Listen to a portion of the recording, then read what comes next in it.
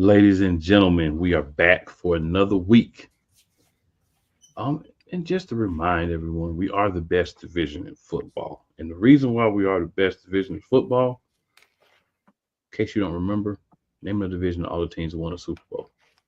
So all week, I've had Cowboys fans, Commanders fans, and Giants fans telling me we only won one Super Bowl. Guess what? That one Super Bowl is why you're in the best division of football. So you need to start acknowledging us and stop with all this haberdashery and chicanery. But back to the elections at hand. This is the best division in football, and we are talking the best division in football. But because playoff time is coming, we are going to grace you with our knowledge of not just the best division in football, but of the NFL as a whole, as we are going to bring to you, of course, the reviews from some of the games from last week. I mean, if y'all want to talk about whatever. The playoffs, what are the kind of review of the season for the Cowboys and the Giants, as you know, their season's pretty much over. Talk a little bit about the Eagles and the Commanders if you want, or we can wait until whenever they exit the playoffs and then just completely talk about them from beginning of the season until when they exit the playoffs. But however, we want to swing that. And of course, we're going to pick all the playoff games. Emphasis, of course, on the two that include people from the Beast. But we're going to give y'all a little bit of information on all of them. And also, in case you've been hiding under a rock, you're not on social media until you see our show. Because, of course, you're here for us.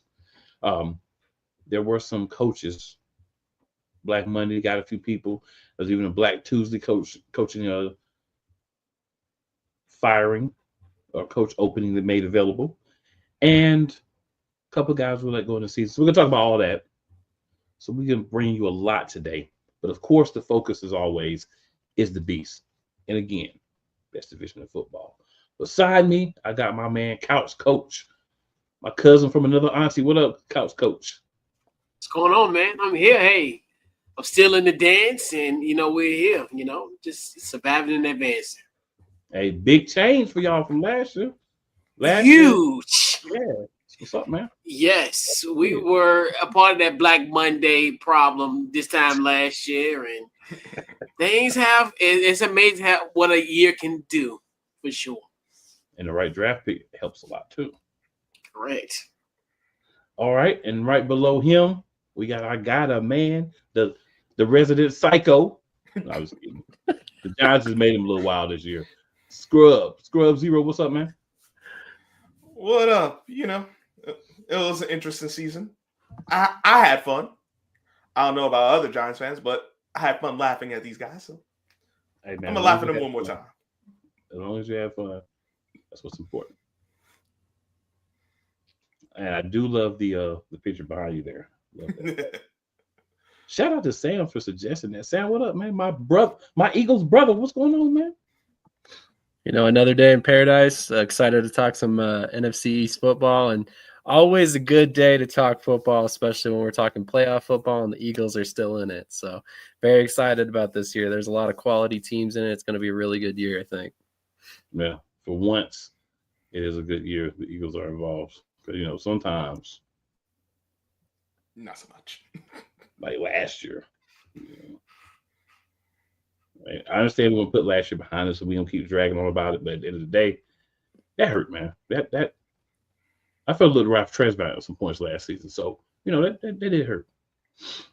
So, we had a couple of NFC East matchups to end the season. Me personally, I am just going to allow these excellent gentlemen here to give y'all their thoughts on these two matchups. I'm really going to refrain from those. But once we get to picking the playoffs and all the other stuff, I'll slide in a little bit more thoughts. So, numerically or schedule-wise, as we always do, first game was 1 p.m. game. 12-5 now Commanders with a victory. It wasn't ugly, it wasn't pretty, but ugly still counts over the Dallas Cowboys to drop them to 7-10. So does anyone besides Couch Coach want to have any thoughts on this? And then we're going to let Couch Coach finish it out as he is our resident Commanders aficionado. I just got one question. How you let Marcus Mariota go down the field on you with a game-winning drive? That's disgusting. That and the Cowboys took too long putting in Trey Lance.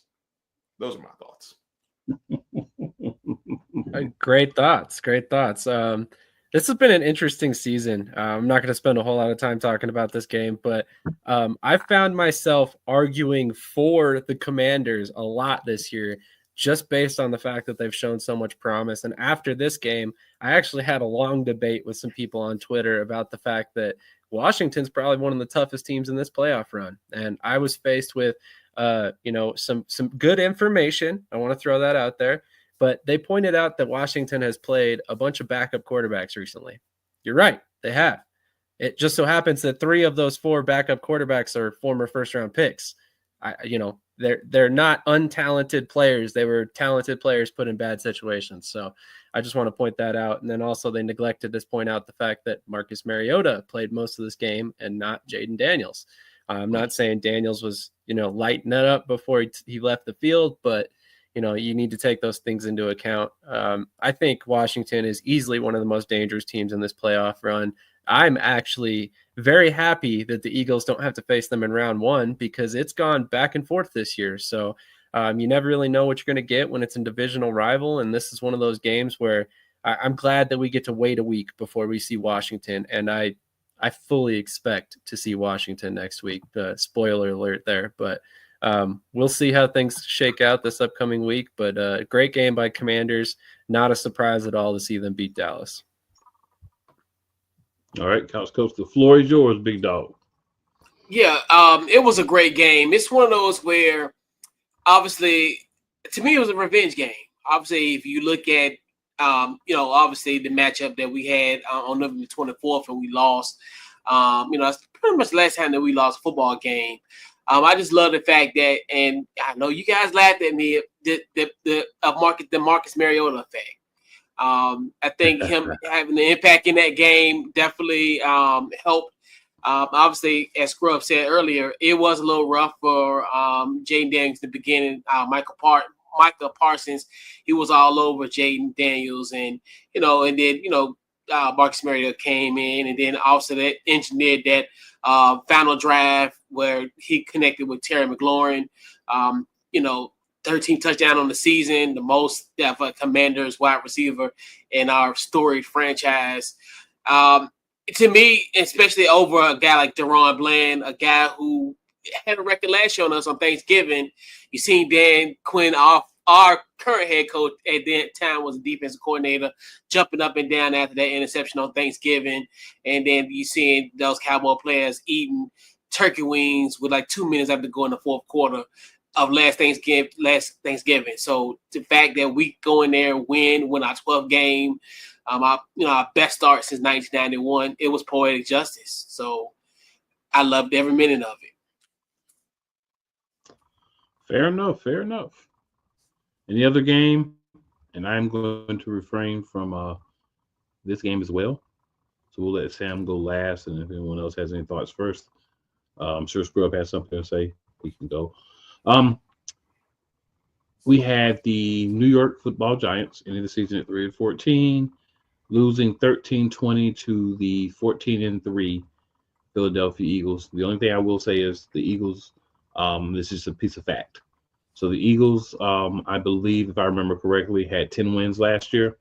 So we were able to improve our win total by 4, and that still wasn't even good enough to get the number 1 seed. That's all I got to say. Ain't that amazing? 14 wins enough for number 1 seed? Well, we're going to get a little more into that once we start talking about the playoff matchups. But as far as the Giants, I don't know what they were trying to do. Supposedly they're trying to win the game. They didn't look like they were trying to win the game. I don't know if that was because the game plan was porous. Players were just like, we ready to mail it in. But you couldn't beat the BNC squad of the Eagles. And that is kind of, the season kind of ended. It's full circle as far as the games. You start off against Minnesota laying an egg. And against the Eagles, their backups, mind you, laying an egg. Fitting for the Giants season that is this year. It's all you, Sam. I'm good. The only started was Jordan and Dallas Goedert. This is very true. You got anything, Couch Coach, before Sam? Sorry about that. So I spoke on it a little bit ago. I believe it was last week or the week before, that I kind of eat some crow on my thoughts on Tanner McKee.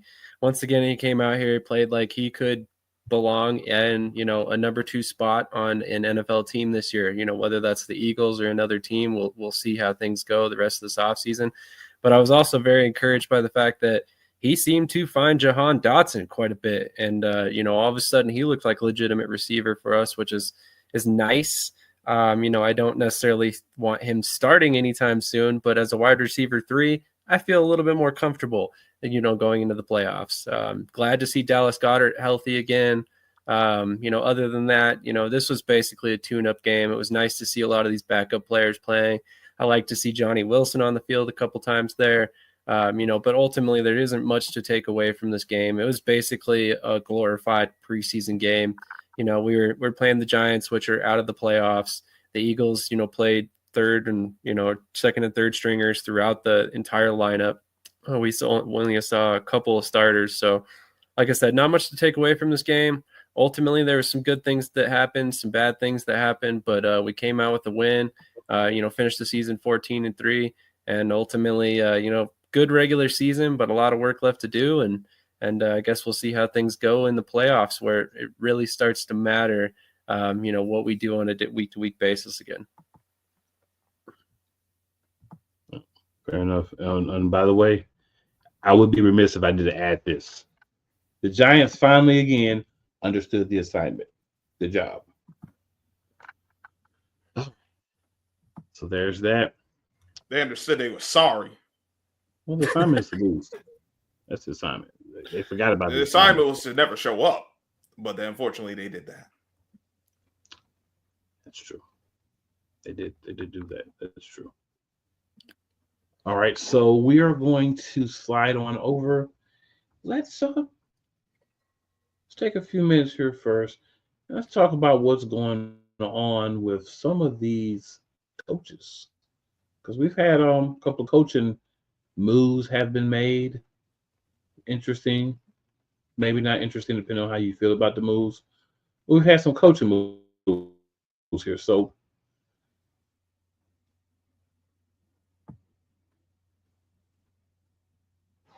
at the risk of leaving anything out of there, we just kind of move down the list. Jared Mayo unceremoniously, basically almost giving his pink slip on the field, but he's out after one season with the New England Patriots.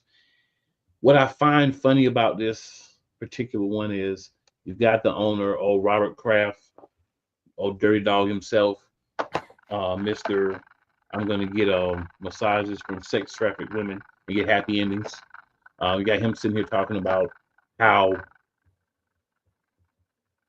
it wasn't necessarily a Jared Mayo issue, that he wasn't put in a good situation and blah, blah, blah, bliggity, blah, but you still basically blame him because you fired him. So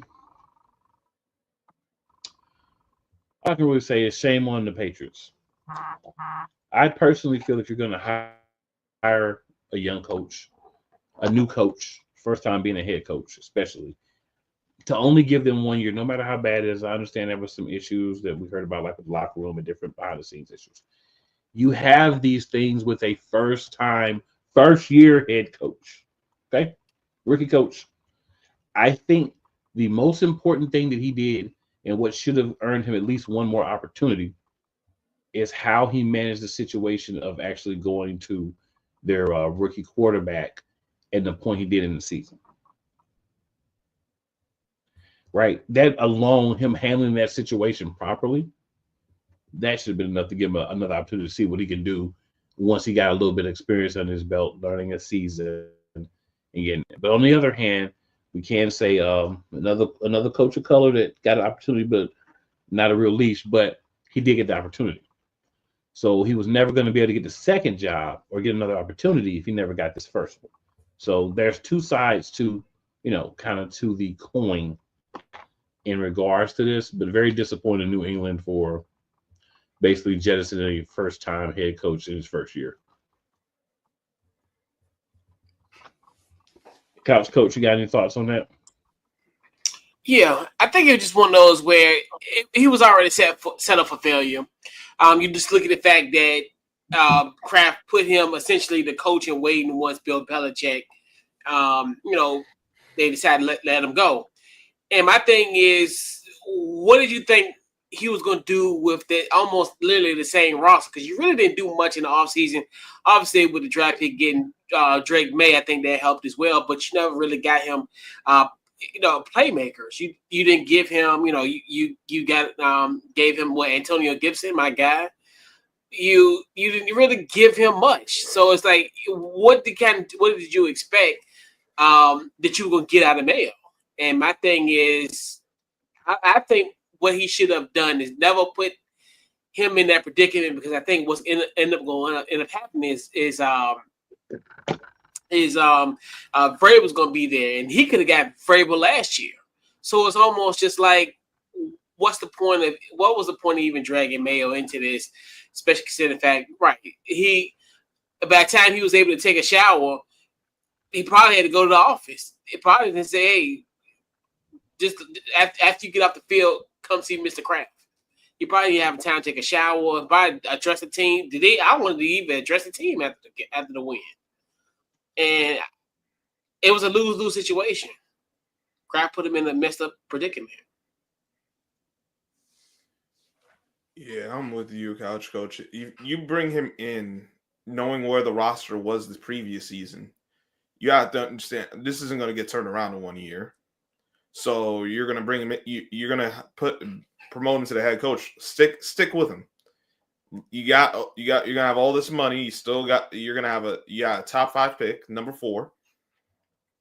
I know the season didn't go the way you wanted to, but that was kind of to be expected. There's some things that could have went better, sure, but we knew New England wasn't going to make no playoffs this year because they still have an issue with the offensive line. In my opinion, I thought they drafted a quarterback they shouldn't have drafted in Drake May. I personally wouldn't have taken him until I wasn't even looking at him at that point. But they made a decision. I think they did handle bringing him in as well as they could have, considering where they were as a team. But we gotta stop expecting these coaches to turn it around after one season, especially when you're taking over a bad situation. This was a bad situation. But this tends to happen to coaches of color, and it's unfortunate. I don't know if he's even going to get another defensive coordinator job anytime soon. We know head coach isn't in the cards in the foreseeable future. And I don't think, personally, I don't think if they go for Vrabel, they might have a better record, sure, and all that, but he's not going to take you where you need to go. So I think that would be a mistake too.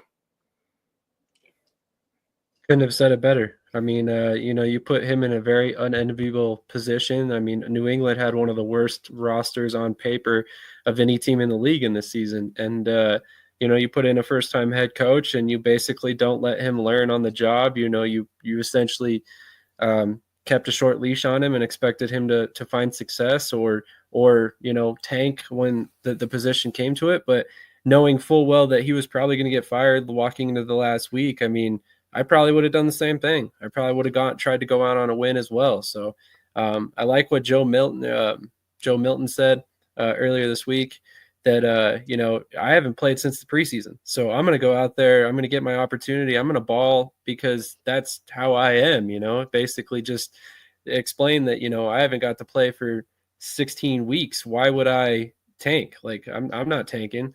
So, I mean, I kind of think about that in the same manner for Mayo. You know, if he knows he's on the way out, or he knows there's even a possibility of him being on the way out, who cares about that draft pick? You're coaching for another job at that point. So you need to put something on paper that you can point to and be like, look, this is what happens when I'm given an opportunity to actually win a game. So I hope he gets another opportunity. I hope somebody brings him in as a defensive coordinator because he deserves that. But you promoted an inside linebacker coach. The dude has been a coach for 4 seasons. It wasn't that long ago that he was a player for the team, and you expected him to come in and be a great first-time head coach. It's not realistic. So I get that there was, ties to Belichick and all that, and that's why he got the job. But, with that, you should have given him a longer leash and given him an opportunity to learn and grow on the job. I saw a great example earlier this week. Dan Campbell was 3-13 in his first season. He was allowed to come back, and now look where Detroit's at. He was allowed to build that team with the faith of the team behind him, and now he's one of the best teams in the NFL. So, at some point, these NFL owners have to understand that you can't keep doing this. You're only prolonging the inevitable. You're just going to continue to be terrible as long as you give a coach a 1-year stint. It's just bound to happen. Ladies and gentlemen, joining the fray, the fracas, however you want to put it, we have the most consistent Dallas Cowboys person that we've had since the first season of the show. Big Flo himself. What's up, Flo? What up? What up, Flo? We have 3 Eagles fans now. What's going on? I'm confused right now. I'm really confused. He was gonna be the one to come in and say something. It's Saquon. He's a big Saquon. Yeah, he's not on the Giants anymore. What's going on? I told you, Team Saquon. We still Team Okay. Saquon. That don't mean I'm an Eagles fan. I'm just Team Saquon. I mean, it looks like you're an Eagles fan. I mean, I got a star back here. Okay, well, whatever. It's good. That's over, man. You gotta let that go, Scrub. I ain't letting it go until this team actually do a better job of winning games. Ain't nothing getting let go. What up, fellas? Nothing much, man. Nothing much. Yeah. So, Flo, with your interest, we were discussing the first head coach removal or firing, however you want to say it. We were starting with the New England Patriots. Did you have any thoughts on? No, the Patriots was No, I'm just Mayo. kidding. That was the first in the Gerard season. Mayo. Right. Yeah, I mean, you guys are on point on that. I think it's all valid points.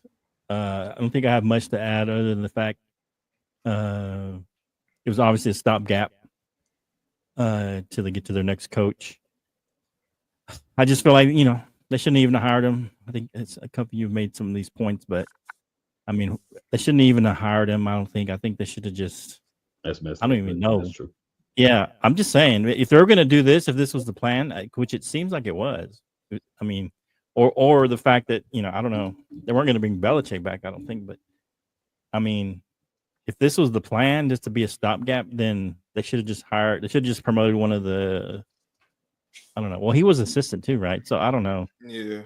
Yeah. So it's just, they should just made him interim and not call him the head coach, I guess. I don't know. It's just yeah, like most of you guys have said, he kind of got a raw deal. I mean, he was left kind of bare. The cupboard was bare, basically, and they expect him to turn it around in 1 year. It's impossible. I don't care who you are. So,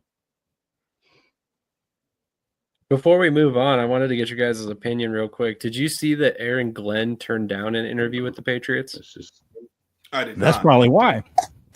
I love it. I love it. I love it. I mean, I think that's probably why, because what they did, how they did Mayo. I would agree. So, yeah. Expectation. I think the expectation. You're not getting the first time head coach in New England. Yeah, you got to give him at least a couple seasons. Anybody, I don't care who it is. Yeah. We got to give a coach at least a couple seasons to get his guys to maybe get a draft in. Right. Yeah, it's just. I just think this was the plan all along. It was just kind of a stopgap, and then they decided, hey, let's just try and get Vrabel or somebody. I don't know who they had their eyes on. At some point during the season, obviously they said, okay, we're going to move on. I mean, if he had a miraculous turnaround and they get in the playoffs, I'm sure they wouldn't have fired him. But it's impossible with what they had. I don't know. I mean, I guess the only other thing is maybe he made a That's a big good mistake point. by not You made putting that. Drake. Yeah, Right. not putting Drake May in sooner. Yeah. You know what I mean? Maybe Well, that was the. I mean, and that could have helped too, because I think he played well once he came in, but he came in. I think it wouldn't have because more than Drake May. halfway through the season. I'll tell you this: Drake May coming out of training camp wasn't the best quarterback by any means. In fact, Joe Milton was looking better than him. Yeah, but still, I'm just saying, any rookie's going to make mistakes. So, No, I mean, I'm know. not saying first game, but at least if eventually true. you're thinking about going with Drake May, I mean, maybe after 2 or 3 weeks, but not like this far into the season. I mean, bring him in. he got in like week 6. I mean, that's Okay, that's fair, but I don't know. I don't know what it's just. It's just a messed up deal. I think it's a good Yeah. point that you make, though, that maybe this was always like a little stopgap situation. I Right. never really looked at it that way. That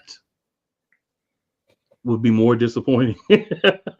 Right. I mean, but it makes sense.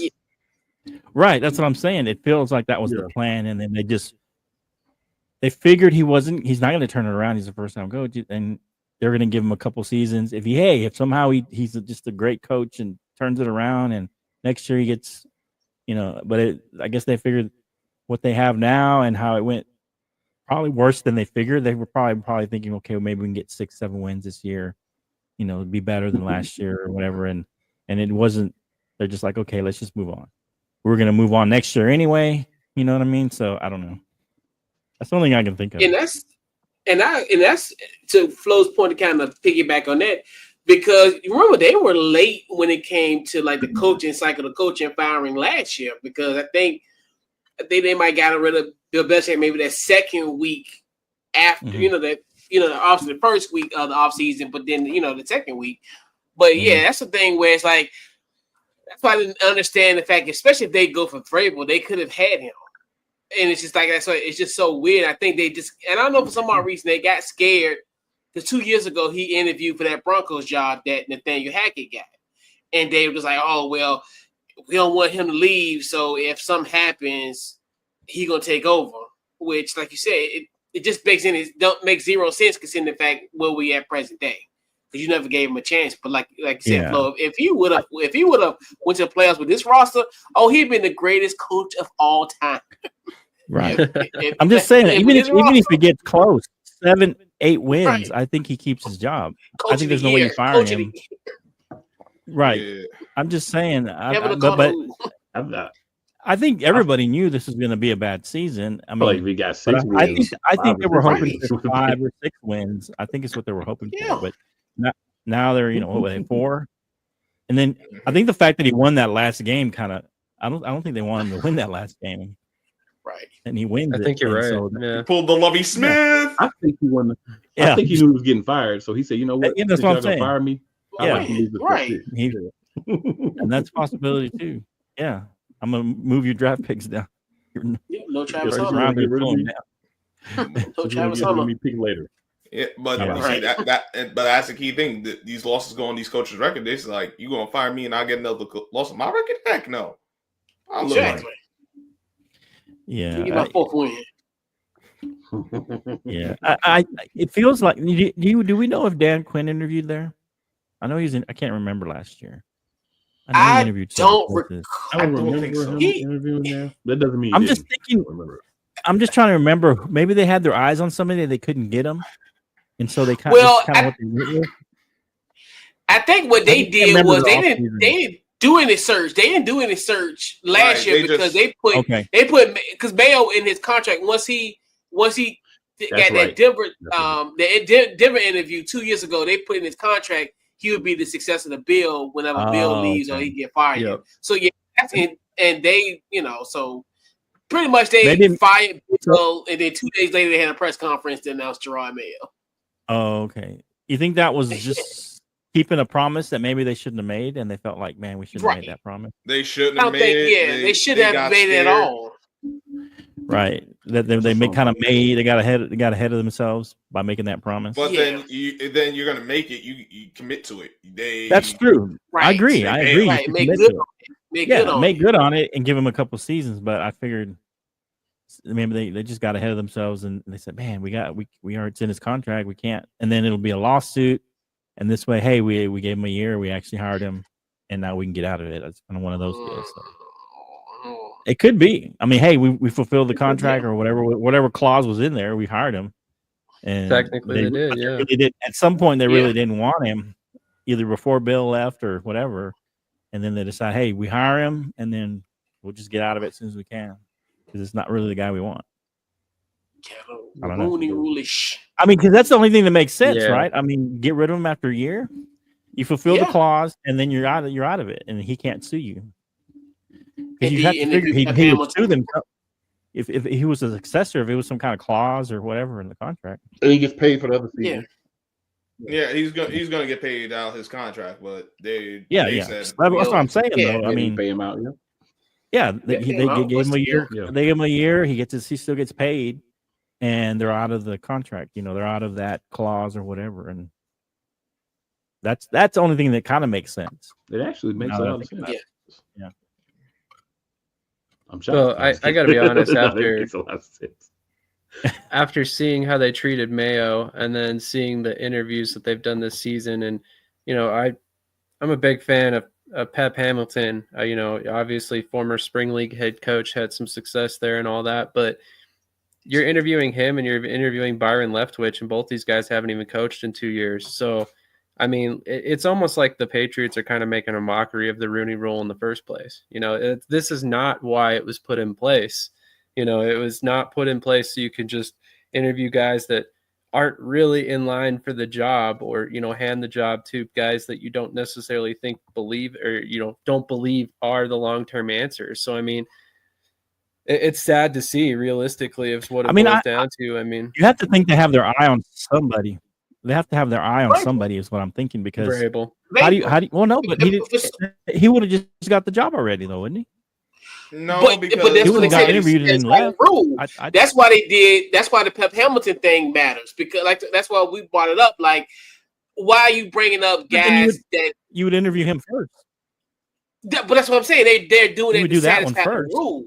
They're satisfying the rule.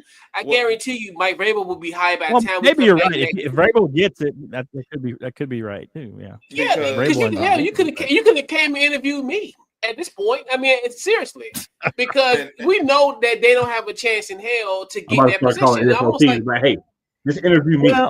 Right. Just fly me out. Give me some gear. Well, I agree. With y'all, interview me. I mean, I agree. They shouldn't, but I mean, it's part of the rule, so I understand it. But if they had their eye on, even if the guy was, a black guy or whatever, they had their eye on him. They probably would hire him. But I think they've already made up their mind, and it's hard to. You have to fulfill the rule. That's the part I have an issue with. Because, and this is why the rule is kind of bad too. It's like a lot of these guys are going to pick who they're going to pick. Right. Like, it's a lot of this is just for show. If this is the guy they want, just take him. Forget the rule, because you wasn't going to pick him anyway. Right. Because you're wasting people's time. The rule is there. Right. You can't do that. Yeah, but there's a penalty if you don't do it, though, I think. No, you see, and that's the thing. There's a more stringent penalty, and if you get a guy from someone else's staff, there's now a reward for that. Like, I know they're trying, but how they're going about it, but it just speaks to like what we're saying. They're bringing them in, knowing that they have a zero shot in hell to get that position, because they know who they want. They know who they want. It's just them trying to satisfy this quote unquote rule, in which, like the scrub point, it's like you're wasting people's time. It's great to get that experience, but in the same token, like you said, the same example, obviously being in spring football, Pep Hamilton, who was here in DC for a cup of coffee a few years ago, and like you said, Byron Leftwich, somebody who was a hot candidate, about two or 3 years ago, and now he's an afterthought.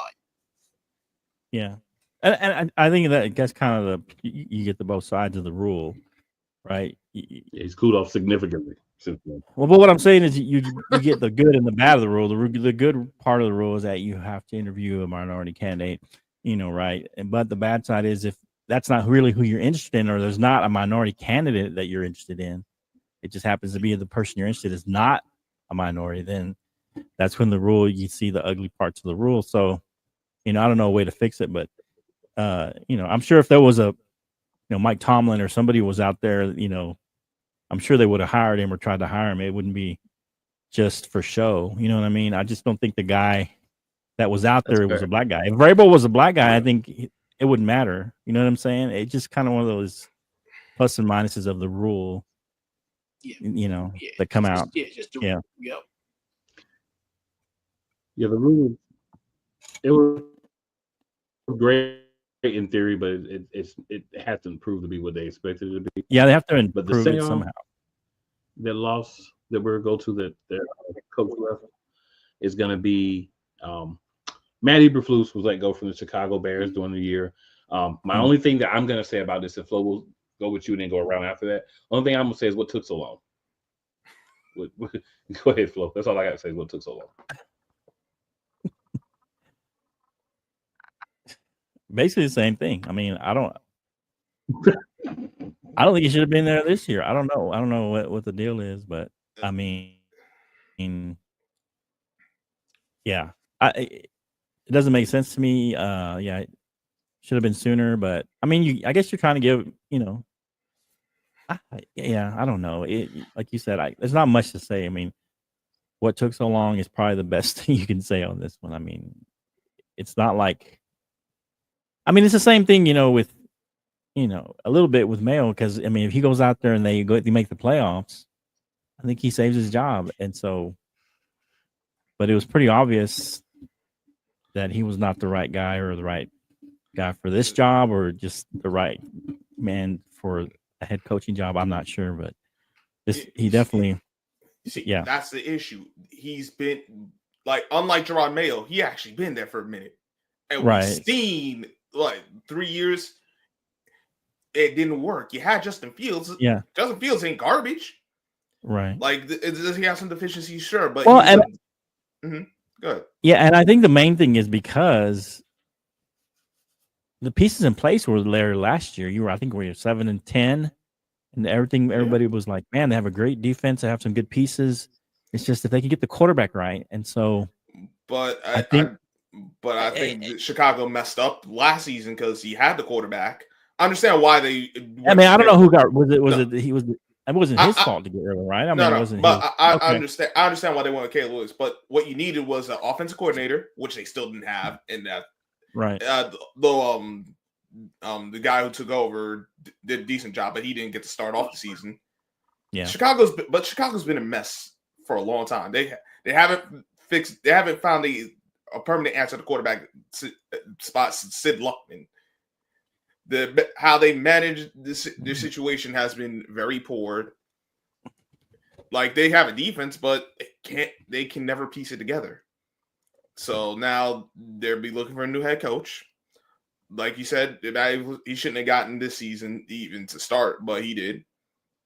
They're here now, and let's see if the Bears continue to be the Bears, or will we see a new day? Yeah. Crazy. What do you think, Sam?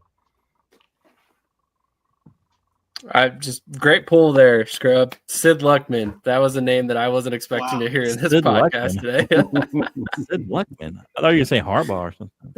That was hilarious. But no, I honestly agree. I think Eberflus needed to be gone. I'm a big fan of him as a defensive coordinator, but he might just be one of those coaches that needs to call defensive plays and not be a head coach. There's a lot of them in the league, and there's nothing wrong with that. You just got to know where you fit in and do the best, do your job to the best of your abilities. I think he'll get another head coach position at some point. It'll probably be with a team that really needs to kind of revamp everything, and he'll probably not do well there either, if I'm being completely honest. But I expect him to be a defensive coordinator somewhere either this season or next. And then, it's probably going to be 2-3 years before we get to see him get another opportunity. But I expect him to get interviews at some point again. And I was going to say one more point. I think it feels like they always have defensive coaches. And I know that I think they hired Matt Nagy a few years ago, I think right before Eberflus, but it's like they always want a defensive coach. And hey, we tried Nagy and Von Spencer guy, didn't work. And so it feels like I don't think he was the first offensive guy since in forever. I mean, since even before Mike Ditka. Trestman? And that was no. Trestman Was was Trestman an offensive guy. Was he an He was offensive guy? offensive guy. He's Because a- he he came from the left Arena mid-year. League, won't he? Phil? He was okay. Were you from like He the wasn't- Arena League or something like that?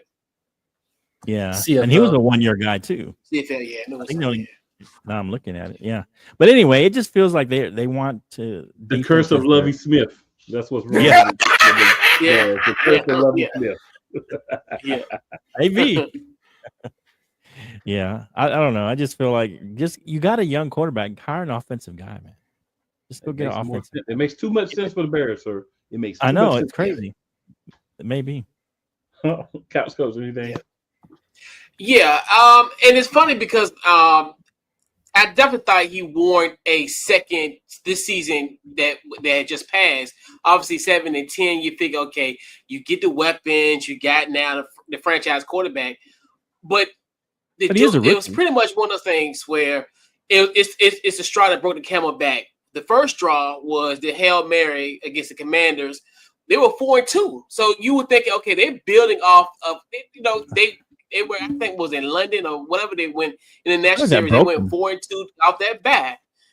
And then they're literally 12 seconds away between, being 5-2. 10 straight losses, and then include that Thanksgiving. That's a straw that really broke the camel back. Their execution, NFL execution on Thanksgiving, where they had an opportunity to arguably beat the best team in football at the time, with the Detroit Lions. That's what the straw that broke the camel back for this Bears team. But to me, in my personal opinion, they had to. And then you even look at kind of Caleb Williams, and he had great numbers. And I know some things people look at it, like as far as certain things, the deficiencies that he had. We all, and the thing about it, where I think if he had a good offensive coach that showed him certain things, because it was a lot of plays where he had an opportunity to hit some guys here and there. And I think with great coaching and some, he'll get better with that. But like I said, they never really surrounded him with an offensive, minded kind of guru type, a quarterback whisperer, I put it that way, in this day and age. Because I think you still can go with a defensive guy, but you got to have I call it a subject matter expert when it comes to offense. You got to have that quarterback whisperer going on. Yeah, you need a whiz at that, not just an average one. You need a great top of the line offensive coordinator for a guy like that. A guy that you might only have for a year or two. A guy that you might only have for a year or two. I've offensive court because he's that good. Yeah, I agree. I think they should. Yeah, I think that you make great points. All right. And then we'll move on. The next job that has become available is Doug Peterson, former Super Bowl winning head coach. Bring him back. Has been unceremoniously removed from Jacksonville. Great move, I think. It wasn't working there. He was not able to get what he needed to out of those guys. He didn't do anything to make Trevor Lawrence better. If anything, his tenure there made us have a lower opinion of Trevor Lawrence, not a higher one. So those situations, the only thing you can do is try to reboot. You've got to get a guy who can actually bring out the best in Trevor Lawrence. You've put a lot of money into him. You got to at least try. I mean, Trevor Lawrence may be a bust, but you've got to at least give it a try because you put the money into him. Couch Coach, we'll swing around the other way. We'll start with you, and then we'll just swing around. What's your thoughts? How did we get here, Duval County? 2 years ago, you had one of the greatest playoff comebacks in NFL history. How you went from here, then you fall flat on your tail in a matter of 2 years. It's unreal, and it's just, and like you said, this and y'all, and I think we might have talked about this on the show or whatever. Like Doug Peterson has an expiration date, 3 to 4 years. It's on, so it's like we knew this time was coming for him, and And just Jacksonville is so sad where you go from in 2017, you go to the AFC Championship game. You almost a fourth quarter away from going to the Super Bowl.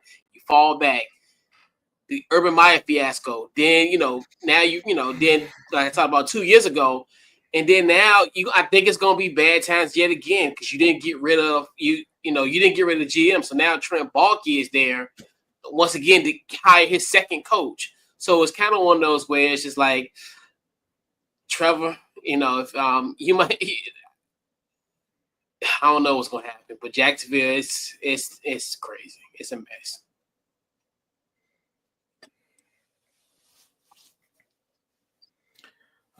Well, one thing with the Shah Khan did say that, or things are support or whatever. But the head coach is gonna have say over he's gonna have to say whether Baalke stick around or not. So Baalke he's just hanging in the wind. But back to overall, Doug Peterson, we know about him. Like he could do you some good, and then he do you a lot of bad when the expiration date it was up. This roster has issues. They need to fix the offensive line. Another team that got to do that. Defense was atrocious. They got to fix that. Still somehow got 4 wins. Cool's favorite stat. How they get 4 wins. I still don't know how, but it. Yeah, but you got a lot of questions that need answered. You're gonna have to get some more weapons. You might need to upgrade a running back. Like you got ATN, but I never was big on ATN anyway. And then you still got to figure out is Trevor Lawrence really that guy? Personally, I think Eli Manning 2.5. The only difference between him and Eli is that he actually can move. But I see a lot of similarities. I mean, and that playoff season, I'd give it a little more weight. Except they play the Wall Chargers, and we know the Wall Chargers historically give games away. They choke artists. So Jacksonville got work to do. I don't know how attractive this job really is. Maybe if they get Ben Johnson and he gets to run the show, they might be able to turn it around. But I don't know. It's not. We'll see. It's either they'll find a way to turn it around, or it's going to be a lot of back to the dark days because we saw it how many times with Jacksonville. Like they do a little good and then they just fall into oblivion. Yeah, I mean, we all know this was coming at some point. Like Couch Coach said, Dougie P has a definite expiration date right around 4 years. It seems everywhere he goes. I'm curious to see if he ends up back in the NFL at this point because his last 2 runs have not been great, at least the way they ended. I'm curious to see who the Jags kind of tab as their favorite. I mean, if it's me and you really think Ben Johnson's going to be the second coming, like you throw everything at that guy. You give him a huge contract. You give him a long leash. You let him pick his GM. Much like Dan Campbell did in Detroit, basically same situation. And if it's not Ben Johnson, in my mind, it's got to be Joe Brady. They're interviewing like 10 different candidates. They obviously realize they need an offensive coach.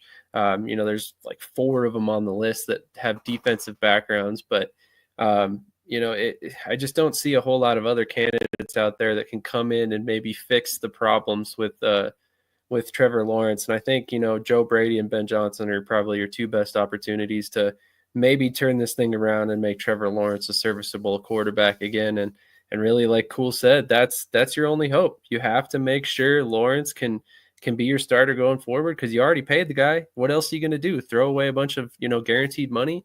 Because, I mean, if you're going to do that, it doesn't really matter who you're going to bring in as coach because you're going to be rebuilding for the next 3 to 4 years anyways. So you might as well have just kept Doug Peterson, let him be the scapegoat while you're terrible for the next 3 to 4 years and then, move on from Lawrence in that manner. But, it's one of those situations where, you got to make the best of a bad situation. And I think Ben Johnson's probably the guy for Jacksonville if they can make it work. And I would give him whatever he wants to be the head coach and make him come down there. Because honestly, I could definitely see him choosing multiple different jobs over this one. Go ahead, Phil. I mean, you guys all make points. I don't want to reiterate what you guys said, but I mean, are we sure this is a Doug Peterson issue or is this a Trevor Lawrence issue? I mean, wasn't he injured last year as well? I don't know. I just feel like, and he wasn't. I know he wasn't good with what's his name, the crazy guy, Urban Meyer. Yeah, Urban Meyer. You would think I'm just saying. I mean, I don't know. He had one good year, really. I mean, there's only one thing that's consistent is that he's still there. All these coaches are gone, or the coaches are gone, but he's still there. They paid him, and he did have that one kind of good season. Did they make the playoffs there? I can't even remember. But yeah, they made the playoffs. Yeah, was it 2021 or something? Yeah, 22 or 22 or something. Yeah, so I'm just saying, was it 22? 2 years ago. Yeah, 2 years ago. Was that Peterson's first year? Wasn't it? Was he there first season? Yeah, I think that was his first year. Yeah, that was his first year, right? Yeah. So I don't know. I mean, you guys would know. You, especially as Eagles fans, I would say a little more that he has an expiration date. I hadn't really followed his career as much, so. But I'm just wondering. It's maybe this is more of a Trevor Lawrence issue because you have to have your quarterback, and it doesn't matter who you are unless you have a best defense, one of the best defenses, a la the Ravens or something, or the was it the Bears back in 84, 85 or whatever. But I'm just saying I'm just saying maybe this is a quarterback problem and not necessarily a coaching problem, but I think it's a combination. Something to consider. Yeah, to your point, I do think it's a combination of both because I thought they did pay Trevor Lawrence too soon. He only did have that 1 year. Mm-hmm. He's been up and down, like I said, much like Eli Manning. And they were trying to run him out of town until he won the Super Bowl. So, and then you were stuck with him. I just looked it up too, and the nearest the potential out in his contract isn't until 2029. So I mean, they're stuck with him for a couple years. Well, I mean, you could go dead money like the Broncos and just be bad, and then the next year you get the quarterback. Yeah, but a lot of teams don't like doing that. And the Broncos, that was a different set of circumstances too. Because I think in Jacksonville you could do it. Because they can. I'm just bringing up the point. Remember with the Broncos. Remember new owner. They decided they tried something that he wasn't even the first option anyway. You get Sean Payton. He's a high profile guy, and they said, we just gonna eat it. Not a lot of teams would have done that. They did. Yeah, I think. In that one, Sean Payton. I don't think he gave Russ a chance, man. He didn't want him from the get-go. He didn't want Russ. You could tell. He didn't want him from the start. So he didn't even have a real chance there. So to put this into perspective, though, if they were to cut him before this season, $133 million in dead cap. Next season, $88.5 million in dead cap. In 2027, it finally hits $44 million. So 2027 is when you cut him. There's no way he's gone for the next 2 years. Yeah, that could be true. I'm just saying, Shah Khan got the money. I mean, he's got the money, but never mind. Yeah, different audience. Right. He's got the money.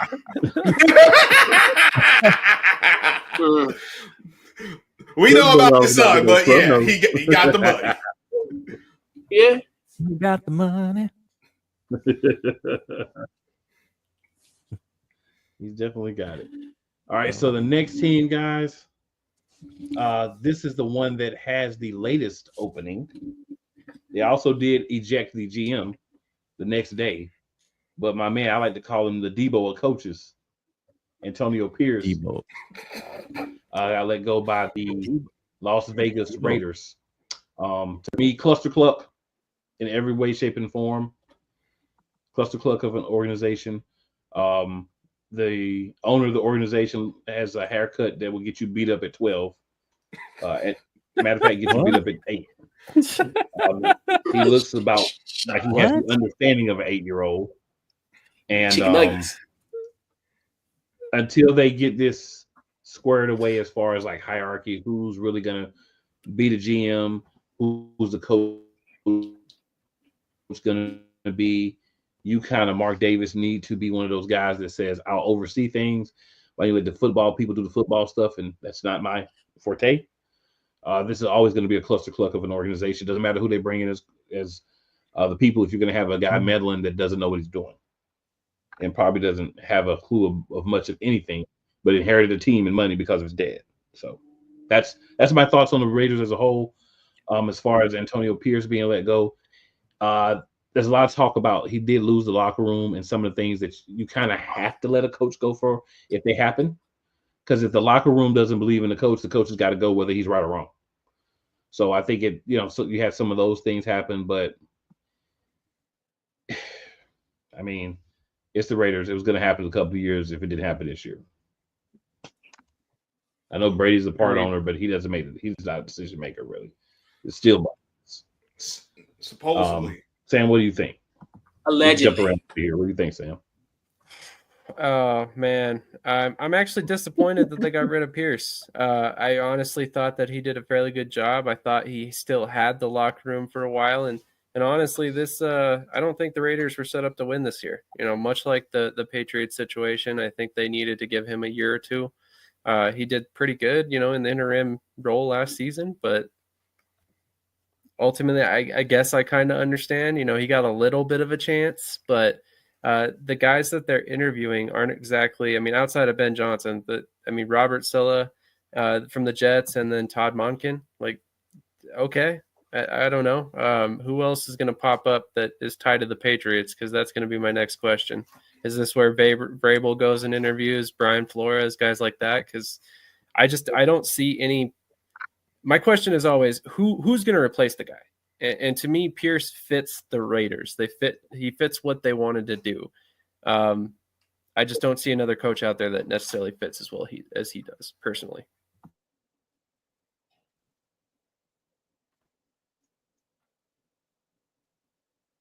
All right, Couch Coach, let's go with you. Yeah, and we got definitely huge shout out NFC Beast. We got a guy that was part of 2 teams in the NFC Beast, Antonio Pierce. Obviously, had a cup of coffee with the Washington Commanders / Redskins, and also won a championship, won a Super Bowl with your Giants, scrub. So definitely huge shout out to Antonio Pierce, NFC Beast legend. So, but I think the interim role. I always looked at him as like the interim head coach for even going into this year, and I agree with Sam where you cannot. That's one thing I don't understand why these coaches think that you can get stuff done with these type of quarterbacks you've had. You had Aiden O'Connell, you had your boy the George Gardner Minshew, and then you had Desmond Ridder, who'd have been on 3 teams. He just got in the NFL like 2 years ago. How do you think a team is going to succeed when you have those type of quarterbacks in your room? I don't. That's why I don't understand for the life of me that you thought that he was going to turn this team around. And I just found it weird that he essentially lost locker room already when he commanded the locker room 300-something days ago from Josh McDaniels, where he pretty much stole that room from him. So I just find it so crazy to put him in that predicament. I remember sitting here last Christmas when they beat the Chiefs. Oh, you got to get a shot. You got to get a shot. But then they did nothing in the offseason to as far as getting a quarterback. But could you think about this? Imagine they had a quarterback, and you look at what they're doing as far as developing Brock Bowers. Just imagine if he had a legitimate, consistent quarterback all year, he would be in the Rookie of the Year conversation. If he had a consistent quarterback play around him. And I think that's going to be their biggest issue. And this is, once again, you get rid of him, and I guarantee you whoever comes next, they'll get the quarterback, and then they'll ride off in the sunset.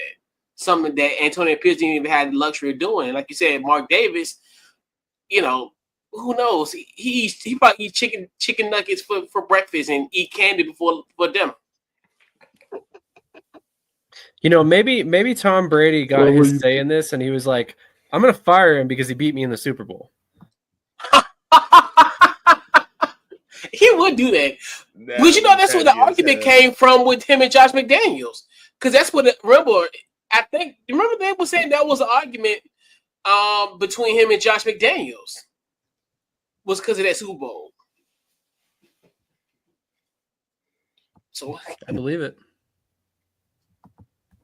What do you think, Flo? I don't know. I mean, I think this has all gone, downhill since they let go of John Gruden. And you guys, maybe if you've watched the show, Omar is a Raiders fan, the sports professor on our show. So he gives me a lot of insight on them. But I think, ever since they let him go 20, he was starting to turn that team around. They were 7-9, then they were 8-8, then they started out 3-2, and then, that's where he resigned. All the email stuff came out, and he was the only one that really got in trouble. And even at that time, you talked to a lot of the players, and he said that he addressed the team and he apologized. He said, this is what happened, and this is blah, blah, blah.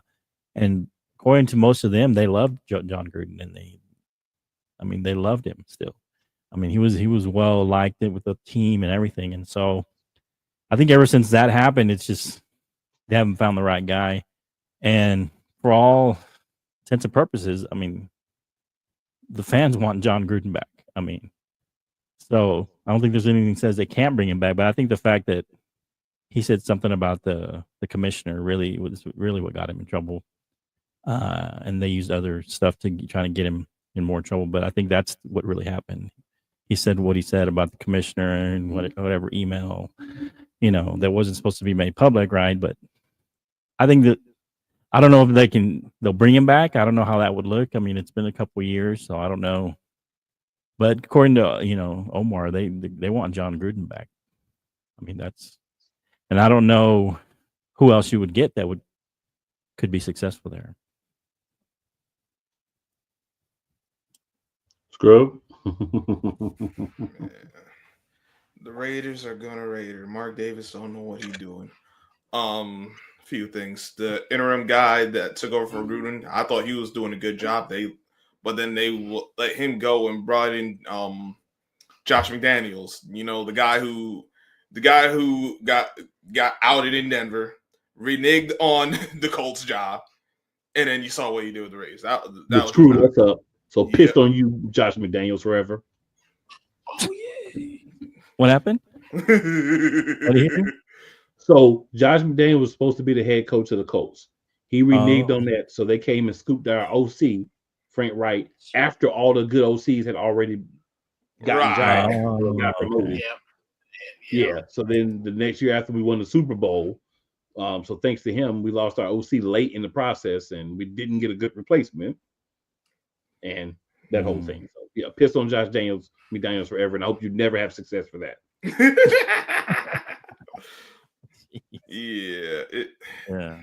It's unfortunate that Antonio Pierce didn't get much of an opportunity. Supposedly, one of my guys is saying like it's not so much that sound like a Mark Davis decision, not no one else but Mark Davis. But supposedly Tom Brady is supposed to have a say in who's going to be the next head coach.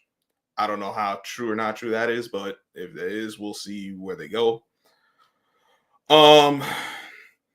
As far as a head coach, there is one guy I think who would fit that would fit the Raiders. And that would be Brian Flores. I think he got that mentality and that personality that would fit them. I just don't think it's gonna happen.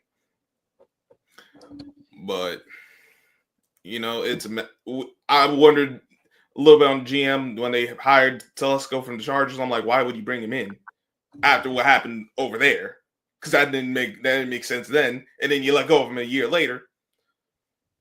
So we'll see what happens. Y'all made a lot of key points on what it is.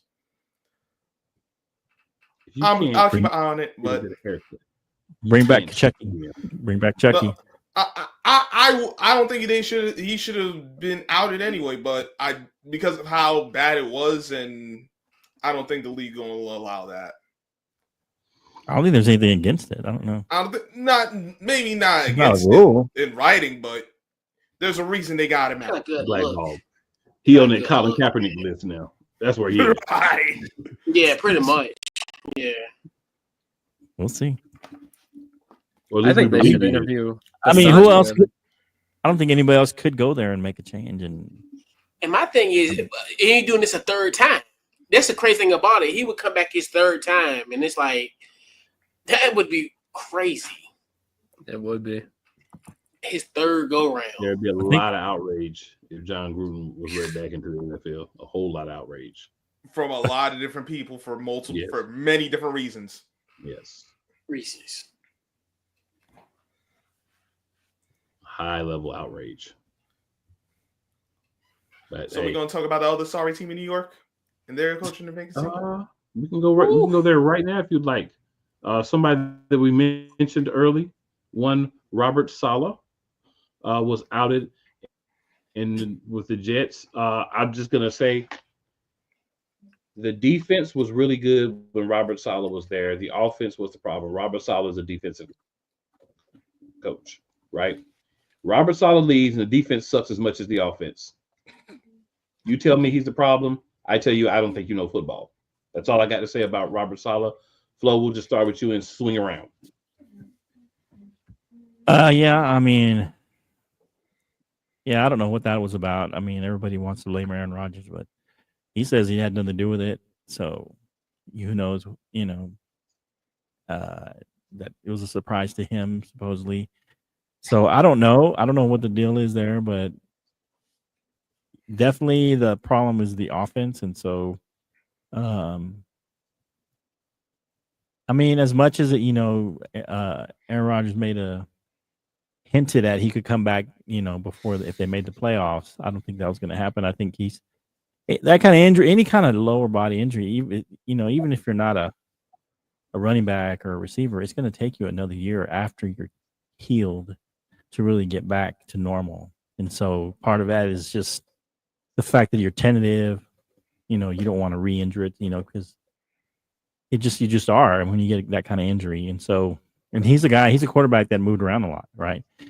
Most of his career. So I think it's the fact that I don't think Aaron Rodgers was himself. He wasn't completely back, and maybe he'll be back next year. I don't know. As far as physically, I think he'll be better physically, and I just think I think it was premature to let him go, for sure. And if they were going to fire him, just fire him at the end of the season, see what happens. I think at least you win another game, just because of the defense wouldn't be as bad. And so I think it was a little demoralizing for the team, especially the defensive side of the ball. I think that didn't help the fact that everybody was a little kind of taken aback. I think that, it wasn't a total shock, but it was kind of a surprise that it was done when it was done instead of waiting either till the end of the season or something if you're going to end up doing that. And I think that affected the defense, like Cole says. It affected them, and then it didn't look the same after he left. But as far as who's there, I don't know. I don't know who would be a good fit there. No. Yeah, I don't know. I don't think the Jets know because they've requested or interviewed 16 different head coaching candidates already. So, I mean, it's unbelievable to see that many. I don't think I've ever. I don't remember. Yeah, 16. It's crazy. 16. I mean, Darren Rizzi, Already? the Saints interim head coach, Brian Greasy, the 49ers quarterback coach, Bobby Slowick, the Texans offensive coordinator. Why? Why would you interview that guy? Ron Rivera, Is he black? Ryan. No, Slowick. No. Oh, okay, I'm just saying if he was black, maybe that's why. I don't know. No, they got plenty of minority candidates on this list. No, I'm just saying the Texans one. That's why I don't know them much about. No, okay. he's not. He's He's about as transparent as I am. I didn't check it. He's Because you're like, why would they interview him? I don't know. Was he black? I don't know. There's so many. No, I get where you. candidates I on get where this you that were don't going. make sense. I mean, if you're gonna hire anybody on this list, I personally think you got to bring back Rex Ryan. I know his stint with the Jets didn't end Oh, he's great. been pining but for it too. he's literally the Sexy last Rexy. coach to take them to the playoffs, and that was And he's in been like on TV, like he wants 2014, the I job. think. So it's don't just know. it's crazy to me. I mean, I I see don't think Ron we can turn Rivera him making around. some sense. I don't see Matt Nagy or Mike Vrabel taking the job. I mean, I hope they don't hire Matt Nagy. That'd be a mistake on their part. But I guess we'll see what happens. I really like the fact that they interviewed Josh McCown. I do think that guy's a future head coach. I just don't know if it's yet. But either way, like the Jets are definitely leaving no stone unturned in their hiring process. I think if Aaron's there next year, you got to have a veteran head coach. You can't have just a young, new guy who's offensive coordinator, first time coach. You got to have a established name. If Aaron's going to be there, and I don't know if Aaron's going to be there. I mean, what do you guys think? Aaron will be here next year? Yeah, because he have to return. They still got to figure that out. Last year his contract, so he have to return. Yeah, like they have his right, but they're talking about they might let go of him too. So we'll see what happens. Yeah, that's what I'm saying. I don't know that he'll be there next year. Yeah, but I mean, if he is, you definitely need a solid personality as a veteran head coach of some kind. To your point, they've interviewed 1, 2, 3, 4, 5, 6, 7, 8, 9, 10, 11 different people who have been a head coach at some point. So obviously they think so too. Okay, that's fair. They could hire Matt Eberflus. All right. I hear he's looking for a job. Here we go with these dang on Jets, the other sorry team in New York. All right. Robert Sarr should have been fired last season because it was that bad. And they held on to him. And Woody Johnson did Woody Johnson things. Fire him after the game in over the pond. So, and that was one of the key reasons why it went all sideways. Amongst the fact you went with a guy who's done, in my opinion, in Aaron Rodgers. Coming off an Achilles injury, you're trying to rely on him. First of all, I never thought they should have traded for him. But that's a discussion for a different time. So yeah, you're doing that. Now you got this. Now you have the interim. You got DC being the interim head coach, but you don't have anyone taking his spot. So now he's dealing with all that. He's dealing with the head coach stuff plus being defense coordinator. You saw how well defense played or didn't. Offense is a mess as they've been for quite a while. This was just a bad situation. They ended up getting rid of Joe Douglas too before the season ended, so they're really looking all over for everything.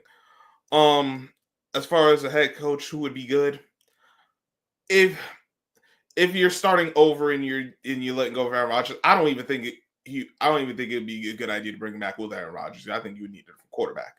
Rex Ryan, I understand that's the name, but I think you would need a different veteran quarterback that has some Rodgers ain't gonna give you what you need.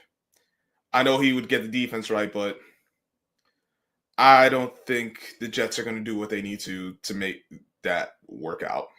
Plus, we know he's not good with young quarterbacks. I think Aaron Glenn might be a guy to look out for. Since because the Jets also they're an image team too, so he's played for the team. He's had a good year with the Lions, so that's a possibility. But they give him one of them Antonio Pierce / Gerard Bale contract. Right.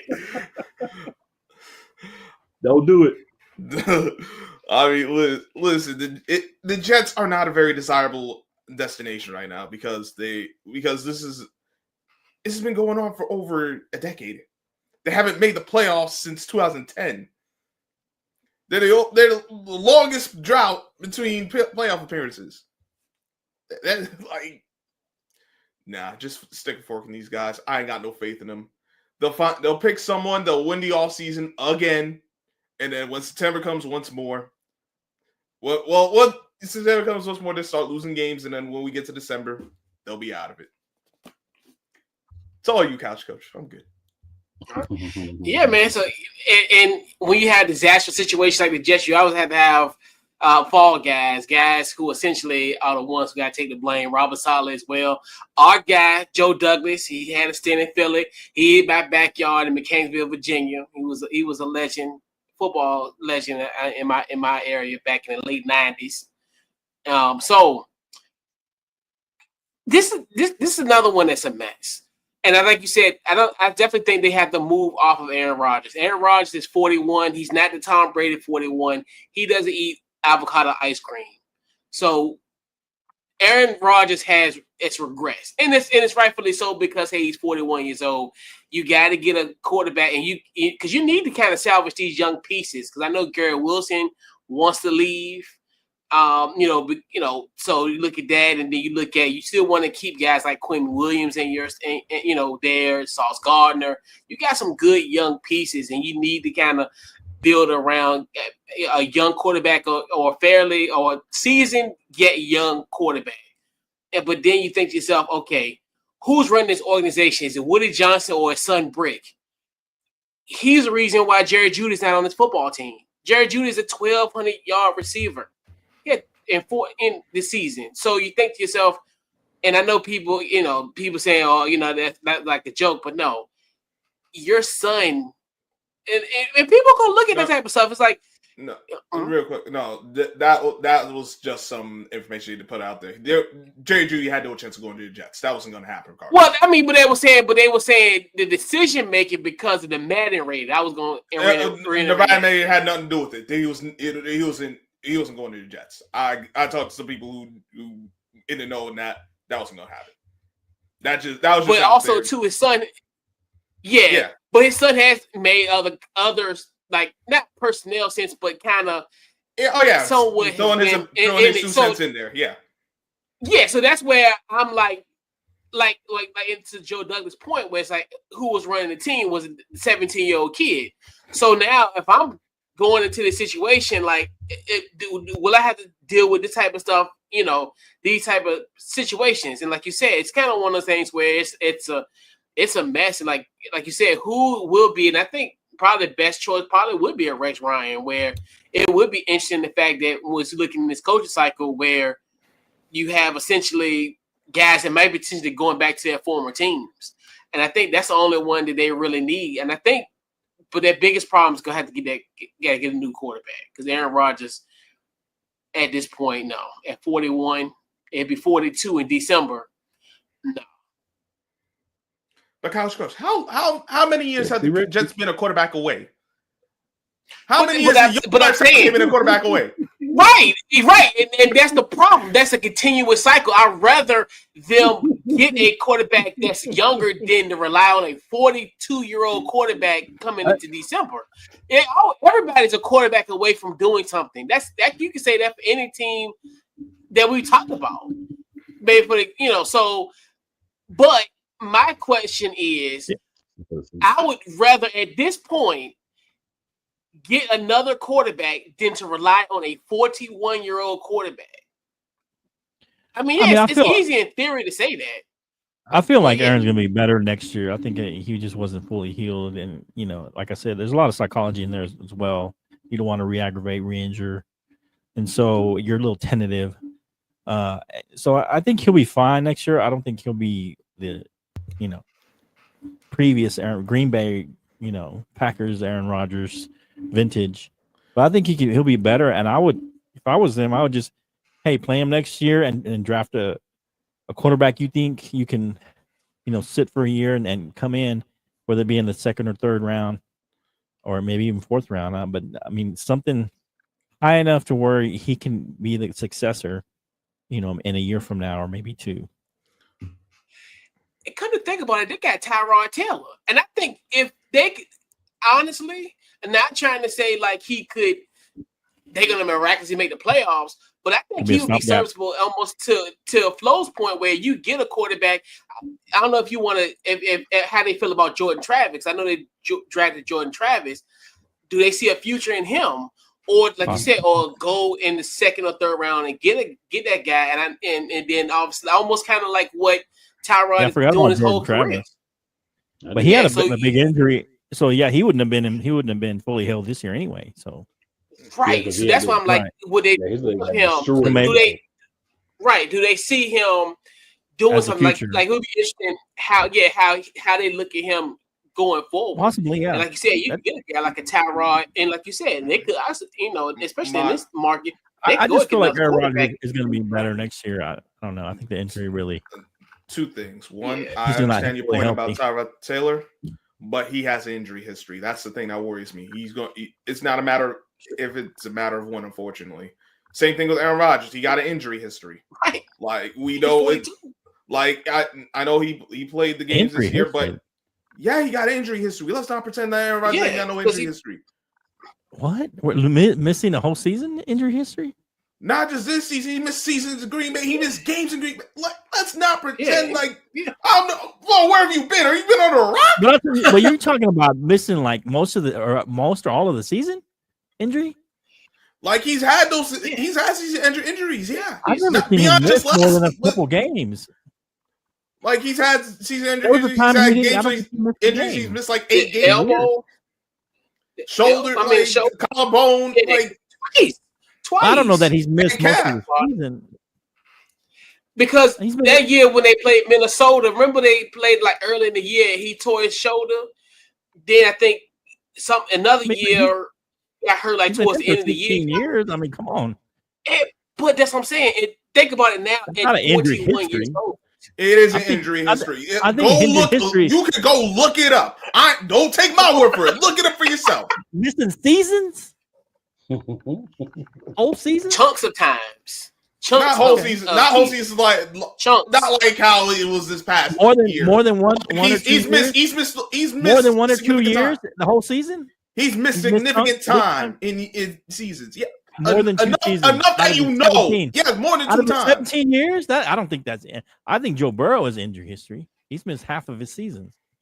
If you're saying that Aaron Rodgers missed 8 or 9 of his seasons, he's missed Not 8 or 9 of his more seasons, than- but he's missed I'm games. just saying, to me, that would be injury history. No, that is an injury history because when you missing it's games and not. you older and he also suffered an injury this year. He played through it, but he's dealt with this. Season-ending injury. That's different. I don't care doesn't what mean kind of you're injured, injury it is. bro. If you missing games and I know Did he you miss a older, season this year? guys Did he like miss me a who season also this got injury history, that's not And he good. just came off an injury. How is he injured? If that's true, he would have been injured this year and missed time this year. He So, was injured this here's year. what- He still played because he I got just that looked this up ego. while y'all were talking. Mhm. So he broke his collarbone in 2013. He broke his collarbone in 2017. Okay. In 2023, he had a torn Achilles. And then other injuries he's had, he had a broken foot in 2006. He had an But MCL did he sprain in miss 2018. Most of the season. And he had a broken thumb in 2022. So those are more of the major injuries that he's had. Well, I'm to looking here Script at- credit, in 2013 he missed 7 2000, games. 2017 he three, missed 9 games. 4, 2023 he missed 16 games. Yeah, that's 3 seasons out of how many? Enough for He's me missed to know that I 17 out of 17? That's not injury that's prone. I didn't say injury prone. I said injury history. That's fair. He did. I know how to command the English language. But There's that a reason doesn't I even didn't mean say injury injury prone. history. Every quarterback has injury history. Well, he's missed 34 games. That's a good show. He's only missed 3 seasons where he's missed more than Yeah, one but he's game. missed 34 total 3 games. seasons. Yeah, out of And 3 he's older. seasons. Out of 3 seasons. He's been in 17 Just years. saying. So he's missed 3 out of 14 years. But okay, He's if had we're 3 saying injury he's been in seasons. 17 seasons, let's But that's not an injury reiterate the history, though. fact that his Joe Burrow first has 3 an injury seasons he was history. on the bench. So Yeah, but how many really, times he's though? missed- Okay. And one of the That's years that fair. he was on the bench, he got hurt. Remember that first, and when he played Dallas. That's He played Dallas that Thursday night game, and he broke his foot. That's that what 06 or 07, one of the Yeah, years. that's the Remember he played okay, that one, and okay. he got hurt in that game. Yo, I didn't say injury prone. I said he got an injury history, and that does concern me. But that's because but when you say that, he's- you make that no, makes it because I sound would like have history. clearly said injury prone. But I would that's the have. same. No, it's if not. you bring up somebody's injury, no, it's past, to me that Well, that's to sounds you. injury prone. That's to you. That's adds not to me. Why would you bring it up if Use the it's words not I injury use. prone? There's no reason to bring it up unless Some it's injury Giants anger. prone. There's some Giants anger. New York anger. Ooh-wee. Yeah, Listen, I got something to these 14. two sorry New York teams. I'm tired of Aaron Rodgers being in my city. He needs to go. you just don't They like should Aaron have never Rodgers. brought him. Sorry, That's the Jets. problem. I don't think he likes any New York football team. He's on a New York rant. Yeah. He is not pleased with the New York teams. Hey, Right the now. Yankees are coming up soon. Yankees fan? We Mets. won't talk about that. Oh, That might make it. That might make it worse for him. But okay. Don't even bring that up. one last team, Dennis Allen, New Orleans Saints. Again, what took so long is all I've got for you, Flo. What do you have for the Saints? I don't know what the Saints do. I mean, to be fair, I don't know what they do. I mean, where do they go? I mean, you got to bring an offensive guy, I guess. I don't know, and then you're going to need a quarterback unless you think Carr is, can still be a stopgap guy next year. I don't know how serious his injury were. I don't know if he'll miss any time next year. I don't think so. Maybe early. Now he's injury prone. Well, I mean, he's injury prone, but I'm saying he's your stopgap guy. I don't know. You better have a stopgap for the stopgap, because maybe. But But- you got but- Spencer Rattler there. I mean, he's not great, but I mean, it was his The first wish. year as a rookie. Patrick So Mahomes. Patrick Mahomes, what? The wish, Patrick Mahomes. The wish, The wish. the great The- value. The TV movie of the week, Narrative. Patrick Mahomes. Yeah, Yes, sir. at a school special. He plays Patrick in the movie of the week. Right. Oh, Hey, it's Patrick Mahomes. Hey, how's it going? But anyway, yeah, I don't know. Have they interviewed anybody? Do you know, Sam, if they've interviewed anybody? Do you know? Yeah, they interviewed Mike Kafka. I believe they're going to interview Darren Rizzi. They've got requests out to Anthony Weaver, Cliff Kingsbury, Kellen Moore, David Shaw, Joe Brady, and Aaron Glenn. I mean, if keep I'm in mind, Aaron Glenn played there for a while, so maybe Aaron Glenn would be a good coach for them. They definitely need to get a good OC. And I don't know what they do at quarterback. Do they just do a stopgap year, and then hopefully maybe you draft one this year, or they have a bad enough season next year that they get a good draft pick? I don't know, but I mean, their defense wasn't too bad, and they still got some decent skill position players. So they're maybe a quarterback away. Like, well, keep in mind they're projected to be $66 million over the cap next year, so ain't no free agency help coming. Some people are leaving. Red. well, but I mean, they've got skill players, so they do need a quarterback. So I don't know. Maybe you get Aaron Donald. He's not going to be at the Vikings next year, I don't think. Something like that. I don't know. he's going to I don't know. command 20+ million. Yeah, that's No. much for Well, them. that's okay. That's okay. 20. That's not bad. Not for them. It's not bad. It depends on the playoff run. That's They're not always bad. Right. over. It could be even be more. No, that's too rich for them, unfortunately. No, I mean, Shit. what, Well, the going rate for quarterbacks 45 million. 20 million that's a steal. Yeah, remember If you that. keep him for years, you can keep him for a couple of years and then draft one in the next couple of drafts. Pay him next year. Unless they're gonna do one of those Deshaun Watson contracts where they pay him $1 next year and then like $40 million a year after, because they can't pay him anything next year. keep in mind though, the Saints were like 80 million over the cap just a year or two ago, and Mickey Loomis used that voodoo magic down there in New Orleans, and all of a sudden, whoof, they have no more cap money, and right. they've got Just keep salary pushing cap it down the space. road. Yeah, Kicking but the can part down of, the road. part of the problem why there's $66 million over is all the dead cap spread over years from Yeah. his Agreed. voodoo back then. From that, yeah, I'm voodoo, yeah. just saying he could do it again. I'm Yeah, just but saying. there's only so many. It's gonna be people that are harder. be But I'm their just saying contract. now it's time to bottom out for them, don't you think? Yeah. It could be I would time just Probably, I would go yeah. get a coach that Yeah. sucks. bottom I would out get and a coach that get your I would get rid of maybe- all the high priced guys in trades, and I just Arch buy them out. Manning 2 years from now. Yeah. March for something like Arch. that. Yeah. Yeah. Yeah. And his dad played there. Right? Well, you remember March that? for Arch. Oh, you saw that, huh? March for Arch. Yeah, it could be the Yeah. March for Arch for the Saints. I mean, Second coming. second coming. I mean, Yeah, his dad, like his granddad played there. granddaddy. Yeah, Yes, what I'm saying. That could be the play. Just Nah, bottom you out wild. next year. I ain't gonna Know lie, that you're that'd gonna be be a wild. deal. Just hire me as head coach. I'll Yeah. make sure that they're really bad and they get Arch Manning. There we go. Yeah, I mean that would be perfect, wouldn't it? It'd be like a storybook thing. All you gotta do is just give me a 1-year deal, dog. We good. I would just be bad because I've never coached football before, so I would just be terrible automatically. And you can fire me after a year, and I would understand Oh, just why. bring you in for a year. I'll be your OC.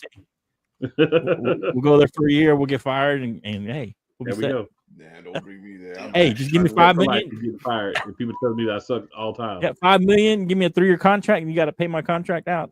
Yeah, I want It 5 can years. go down every year. $5 million, then it could go down to 3, and then 2 the third year. And okay. All I need is 8.5 million average per year, and I need at least That's 5 too much years. for you. And you That's fire too me much after for the you. first year. There we go.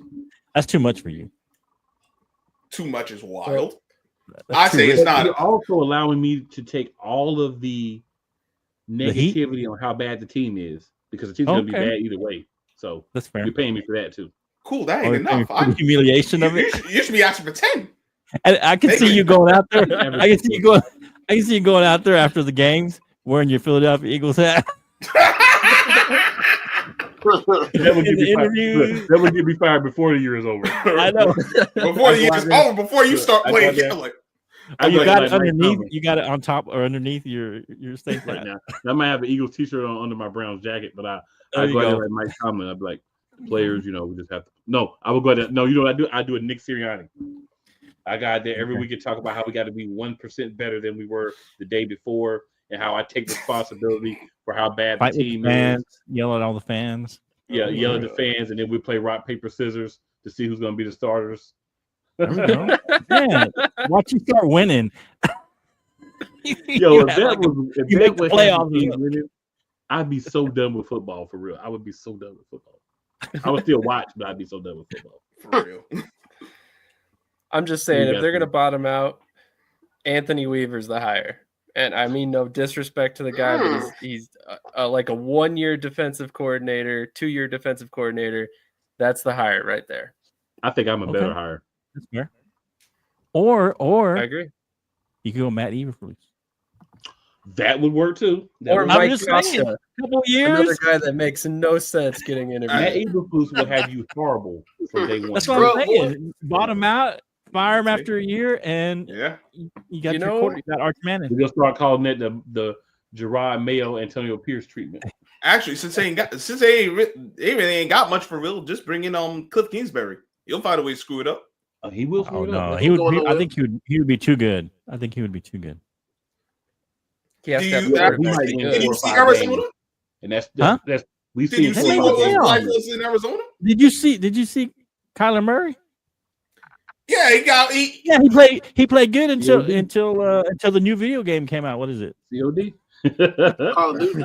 Yeah. That He was boy good was until the that new- boy was until ready the- to knock Cliff Kingsbury out because Cliff Kingsbury, that boy, he ain't got a clue. I'm just I don't saying. think- I think he played. He look what he did this year. I think he did good with Kyler Murray. Kyler Murray just a diva. No, he screwed Kyler Murray up. No, I think Kyler Murray just a diva. Yeah, I think Kyler I Murray. mean, listen. He Look how he doing with Jane Daniels. Mahomes- Look how he doing with Jane Daniels. You forget? No, that's because he's the offensive coordinator, not the head coach. But it doesn't matter. You And he learn and something? talk about You the shelf learn life. something? Going from one to the other? The quarterback. No. Because he can You what? focus on one thing. Yeah, he Maybe- focused on- maybe- Yeah, but I think he learned Maybe from being a head focus on coach offense. before, though. No, maybe he just better as offensive coordinator. Possibly That could too. But Now, that doesn't now necessarily the mean real that. question is going to be, does he have a shelf life too? Because if we see by year 3, it's like, this ain't what we thought it was going to be. He got another dude. Well, we know Because next year is going to be a little rougher for Jaden Daniels because we got a rougher set of schedules as a division, No, of course. and Yeah. also people have a year of film on them. So Yeah. That's what I said. we know Year it's going to 3. be a rougher year. Sophomore slump. Year 3 is going to be really the key. Yeah, Provided year he 3 was is still going to there. show us who Jaden Daniels is. And I think he's pretty good. It's just it happens to every. But he's probably going to lose his OC, and then we'll see what happens. Yeah, because someone's going to And be to stupid see how enough to Josh think, Daniels, when he lost his OC, he Yeah. kind of dipped. Oh, you mean That Mac could be- Jones? Oh, but Mac Jones really needed Josh McDaniels because I don't even know why they let him. Why anyone even brought him in as a head coach was goofy, but Whack and We didn't even cheese. finish this Saints thing, did we? Did everybody get the chance? I mean, Just went off we know everywhere. what the Yeah, who cares? They got no cap room. yeah. They ain't Well, gonna get yeah, no direction. that coach. And if they do get it, yeah. yeah. And the coaching thing about it staff, is, yeah, they got pieces like Flo said. I do like Chris Olave. I do like Yeah. what they got there. Like I Kamara's said, still how there. can you build? Yeah. Kamara's still there, but how can you build when you're in salary cap hell? And like you said, right. And the thing about it is, have you seen enough in Spencer Rattler to a point where do you give him the keys next year?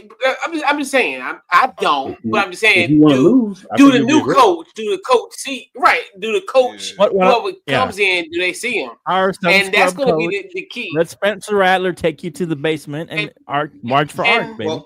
Well, But if you do Arch, if you get Arch, you better get him with a line because don't beat him up like they did his granddad. His granddad used to take a beating week in, week out. And next so year. if you do get him a line, Yep.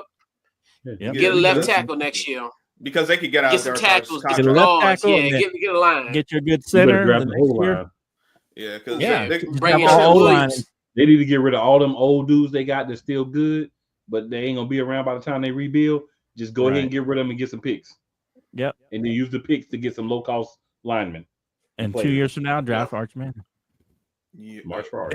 they can get out of March the for Arch, Carr's baby. contract. Is just They need gonna a be financial 50 million advisor. Dead cap. They need I a like financial March advisor. down for Arch, but Yeah, So, y'all, we've been financial playing around advisors tonight. needed. We definitely been playing around tonight, and I've been just as much to blame as anybody else. So what we'll do is we'll move our discussion on the Cowboys and Giants season to next week. So next week, we'll talk about reviewing those seasons, and we'll go straight to our playoff picks so we can get those in before the game, so everybody can see how good or bad we are at picking. That work for everybody? Work for us. Yeah. By the time people see it, by the time y'all folks see it, though, some of these games will be played. Just one. yeah. Well, Yeah, some of the games will one already will played by the time we see it. So Right, one will be going. we're not cheating, right? One will We're be not cheating. late in the game because Friday. we already an hour and a half in. Yeah, I can go and wrap up next week's season for the Cowboys. I got All right, so 3 words. If I'm not here next week, this is next week's review for the Cowboys. Run it back. fair enough. You do that. Fair enough. If I'm not here, that's what it is. Okay. All right. So on Saturday, 4:30 p.m. Eastern, we've got the Chargers traveling to Houston to play the Texans. The Texans are looking pretty rough, but the Chargers are literally never been here with any of those guys that are on the team right now. So I'm gonna go Texans in a low-scoring game. Couch, what you got? The Los Angeles Superchargers. Yeah. I got the Wall Chargers. Texans, they've been on tailspin this year, and the offensive line isn't. I know some of that they're not as well.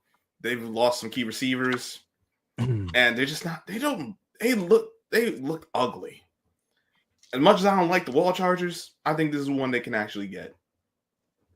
You can win ugly too. Just saying. Sam, No, who you got? can, but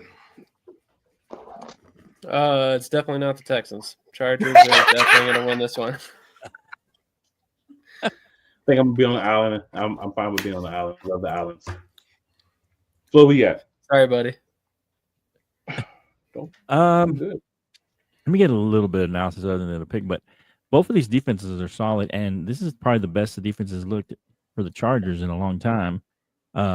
And so I think because of the defenses are both kind of a wash, I think you got to go to offense. And CJ's been struggling this year. He hasn't looked good. He's at definitely that sophomore slump. And I like the way Herbert has finally been playing. He's using his legs when he needs to.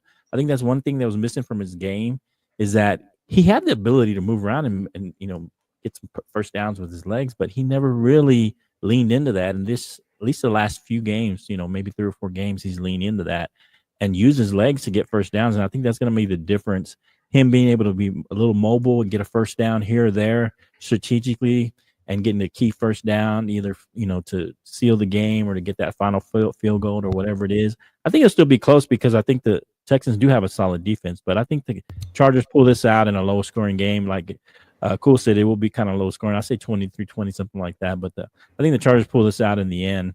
They may even be ahead and, 17-23, and then, Houston makes a field goal, and then the Chargers, they run the clock out and win the game, something like that. I will add one thing. Jim Harbaugh has never made the playoffs and not at least made it to a championship game in his conference. That's going to change this year. I think so. We shall see. Well, I mean, it might. They're not waking up with the championship. I don't know. I like the way Herbert's playing. That's the main thing. And if your quarterback's playing well and you have a defense, and I think that's key.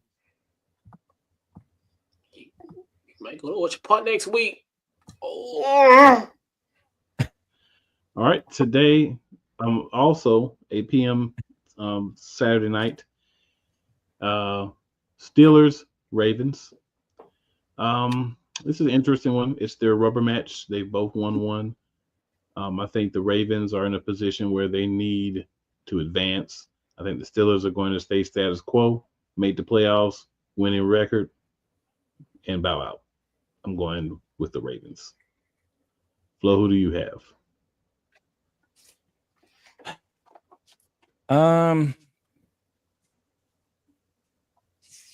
Man, this was a tough one because I really think because Lamar has always struggled against the Steelers. I mean, he has a losing record against them, and so they're the one team that has always played him well defensively. And so I feel like this is gonna be a tight game.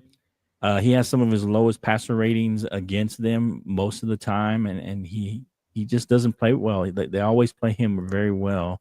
So I think this will be a close game. I'm going to still have the Ravens edging out. I think if they utilize Derrick Henry like they're supposed to, because the games they've lost, he's had less than 20 carries, and that's why. And they've lost every one of those games, or they may have won one of them. But I just think if they go away from, if the Steelers can jump on them and make them turn into a playing, having to throw the ball more, I think the Steelers can pull this game out. But I think it's going to be one of those games, those grinded out games, and I think the Ravens will end up pulling it out. It'll be a close one though, last minute field goal or something like that, or last minute touchdown. All right, we'll just run around. Sam, you next. I think it's going to be the Ravens as well. Lamar's playing out of his mind right now. I just don't see a scenario where the Steelers can keep up. I know they've got a great defense, great pass rush, but ultimately you look at the Ravens, they got a ball control offense. They're going to keep the ball out of the Steelers' hands as much as possible. And I think Derrick Henry's going to have a solid game. Not a huge game, but he's going to have a solid game, just enough. And then Lamar's going to have a solid game as well. And ultimately, I think the Ravens might actually have the better defense in this game. So Russell Wilson he's a solid quarterback, but I don't see him outdueling Lamar in this one. It's TJ Watt bust for the Steelers. I think it'll be bust. I don't trust Sierra Wilson. Shout out to You don't trust Sierra Wilson, Doug. He's still scared of the goal line for whatever ungodly reason.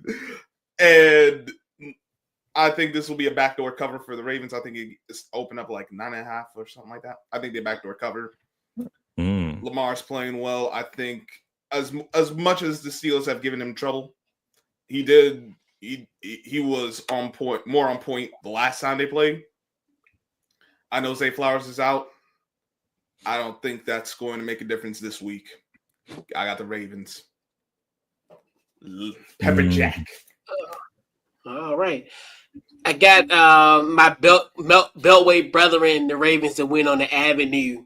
Only thing I'm mad about this game is it's not on Hulu. It's on Amazon.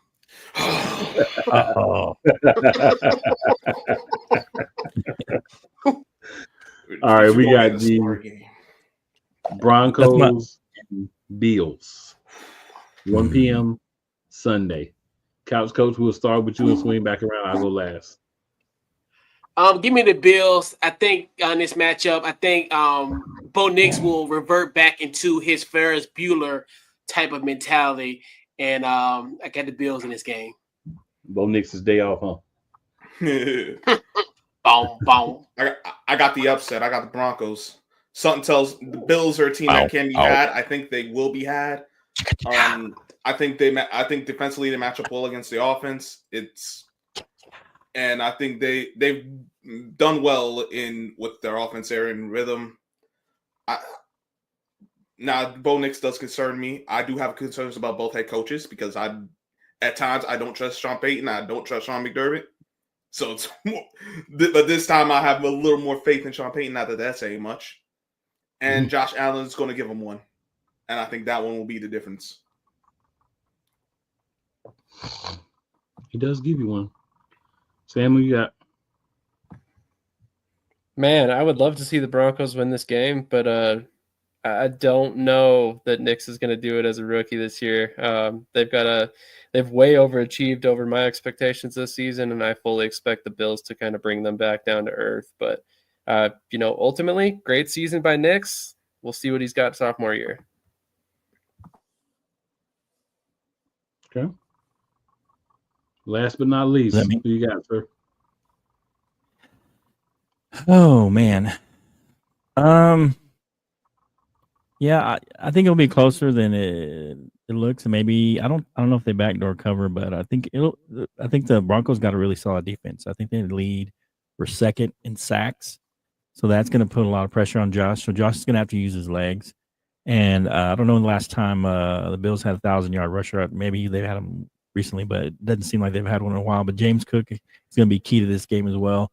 And I don't know that the Broncos have beaten a playoff team since early in the season. When they beat Tampa Bay, I don't know that they've beaten any since then that they've beaten a playoff team. And so I just think that the Bills are going to, just because of their experience, because Josh Allen effect, he's going to make those. This year he's been in control and he hasn't made a lot of turnover, but he's been able to come up with those big plays with his legs and the big throws when he needs them. And, the intensity moves up in the playoffs. And I just see Josh Daniels, pulling out one of those big plays and winning this game. In the end, maybe by a touchdown, they go up 27-20 or something and win it at the end.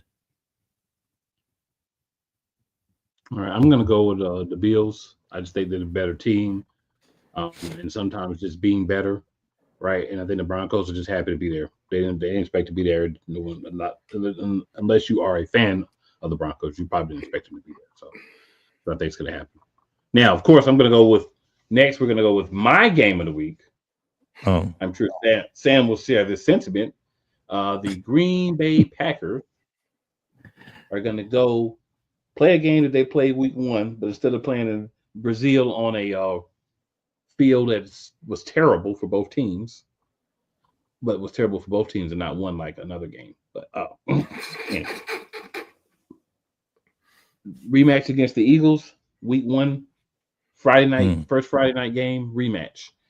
I'm going to go with the Eagles because I'm an Eagles fan. I'm also going to go with the Eagles fan, not just because I'm a fan, but because I think if you look at these rosters defensively, especially with injuries, the Eagles are whole pretty much on the defensive side of the ball with of course, the exception of Brandon Graham. But everybody else is there, rocked, locked, cocked, and ready to drop. So I think that you're in a situation where you've got the team that has the better defense overall with everybody healthy. I think you've got a team that has the better running game in Philadelphia. I think the offensive line that Philadelphia has is better. Quarterback is going to be negligible, I believe, in this game because Hurts has not played in 3 weeks, so he's going to come out with some rust. The Eagles always come out with rust. Green Bay comes out slow as well, as we saw from their first game. So it's going to be who can get it together and play their best later on in the game. And I do believe that's going to be the Eagles by the time this game is over. I'm not anticipating a blowout, but a solid win. Flo, who you got? You say me? Yes, sir. Oh, okay. Man. I mean, I'm not gonna be hurt if the Eagles lose, but it won't hurt my feelings. But I feel like they're gonna win this game. I just don't trust Jordan Love. I think at one point in the season, even after he'd missed 3 or 4 games, he led the league in interceptions. He's had some knucklehead plays, where he's trying to do too much, and he's kind of had that sophomore slump, even though it's just not technically a second year. But I just feel like I think Jalen Hurts will come out rusty.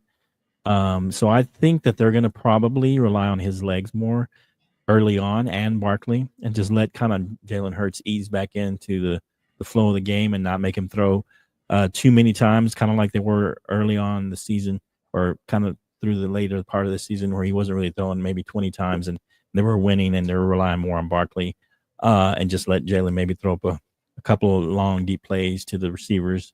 And so I just feel like Jordan Love's going to make more mistakes than Jalen Hurts, and whichever quarterback, stays within that 20-21 attempts is probably going to win the game. And I think Jordan's probably going to have to throw it more because they may end up being behind early. And so they'll go away from the run game and the Eagles will pull this out. I think it'll be a 10-point game. We'll go with you last, Sam, so you can finish it out with the thoughts. Couch Coach, who you got? I got the Eagles in this matchup. Obviously, I think going to be the biggest key is going to be Saquon. Like Flo said earlier, a little rust from Jalen Hurts, 3 weeks. So you think to yourself, the run game is going to be steady. Then with Green Bay, the fact without having Christian Watson is going to be huge for them because he obviously big playability, and he has been good as far as containing big plays.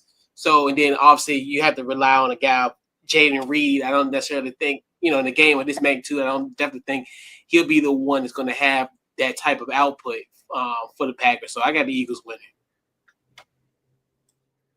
Scrub. This is going to be a trench game. It's going to be key. Eagles got a great offensive line. I think that's what they're gonna have to lean on that, and they're gonna have success like they have been. Packers, I think they're gonna have to run the ball if they got a chance, because if Jordan Love's throwing over 30 times, I think it's gonna get pretty ugly pretty fast. You want to be able to control the game, put some pressure on the defense. You got to have some sustained drives, but you got to hit the plays that are there. I think a lot of this is screaming Eagles, but I'm a Giants fan. Well, I look like picking the Eagles, even though Team Saquon. You got Eagles in your background. I know, but I got the Packers. I think the biggest key is who scores first. I think the Packers will actually end up scoring first. I think that'll end up being the difference in this game. Also, Jalen Hurts. What worries me with Jalen Hurts is that it's been 3 weeks since he played. He missed 3 games. So 4 weeks in between time? And we know quarterbacks are very rhythmic. But Jalen Hurts kind of strikes me as a guy who really needs to be in there for a game of this magnitude. And him missing the time he did, I think that might end up costing the Eagles the game. You're taking the Packers. All right, gentlemen, we got 2 games left. We got 6 minutes. So, Commanders, we're going to pick the only person that we're going to have give us a breakdown is going to be Mr. Commander himself, Mr. Couch Coach. We'll let him go last. I'll start.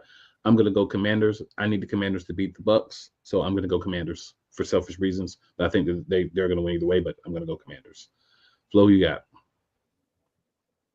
Since we're not doing a lot of analysis, I'm just going to say one thing. I was a total toss-up on this game. I kind of favored the Bucks a little bit just because I think Baker's really scrappy.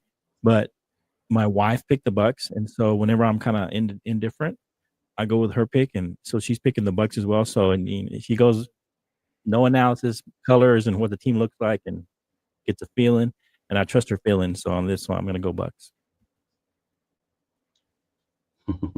Definitely Commanders for me. And in case anybody was wondering, I am picking the Eagles. Yeah, I thought he was going to go last year, but I thought he meant at the end of the show. My bad. Yeah, I don't trust Baker Mayfield, unfortunately. So I got the Commanders. I mean, I knew who you were picking, Sam, but my bad. I'll leave Sam for last, and then he skips them.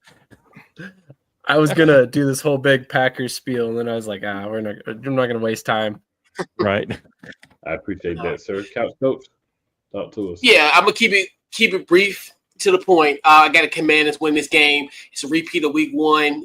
One of our biggest losses of the season, 37-20. I definitely think Jaden Daniels will definitely will be better in the blitz this go around versus last time. And then, like we talked about it, the biggest key, I talked about it since November the 5th, Marshawn Lattimore versus Mike Evans. Get your popcorn ready. So, like Kerry Underwood said, we've been waiting all day for Sunday night. And, and we'll get the win. Dan Campbell, you won't be seeing Kevin O'Connell in 2 weeks. You'll be seeing us. So get your mouth guard ready because we about to bite some kneecaps in D12. Let's go. He rusty. He'll be rusty. He played all year. We're doing quick picks here, guys. Vikings and Rams. I'm going Vikings. I don't believe in the Rams defense. Couch coach, who you got? Give me the Vikings in Minnesota in Arizona. Fair enough, because it's really not a home game for anybody. Yeah. Scrub, who you got? Vikings in Arizona. After what I saw from the Vikings on Sunday night, I got no faith in them. Maybe they turn it around, but I don't see it. I got the Yams. All right, Sam, who you got? It's the Vikings for me. I honestly don't think they were too concerned with that last week's game, which is kind of odd to say, but I've definitely got the Vikings in this one. Flo, close us out.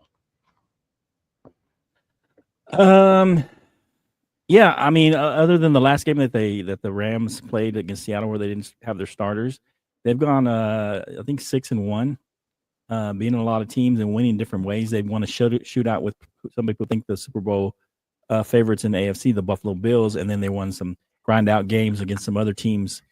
And so I think that they've been playing well enough. They finally got healthy. They were injured early, a lot of injuries, especially on offense. And I think that's why they rested everybody and make sure everybody's healthy. I don't think they cared if they played the Lions or the Vikings. And so I think the Rams are just one of those teams that's going to be ready for the playoffs. They got a lot of playoff experience. And I think Viking Darnold finally went pumpkin mode, and I think it shook him up. And I think they just run the same defensive game plan that the Lions did, and they just make him uncomfortable, and they win this game. All right, fair enough. 2 quick things we gotta get out of here. Make sure that you're liking across all the wonderful shows that you have on here. Also, make sure that you remember it's never where you start. It's always where you finish. Make sure you're back here next week. We'll break down the non-playoff teams in the division, and then whoever loses, if anyone loses, we'll go ahead and throw them in there as well. We'll see you guys back. Commanders, be ready. And let's go. Let's roll.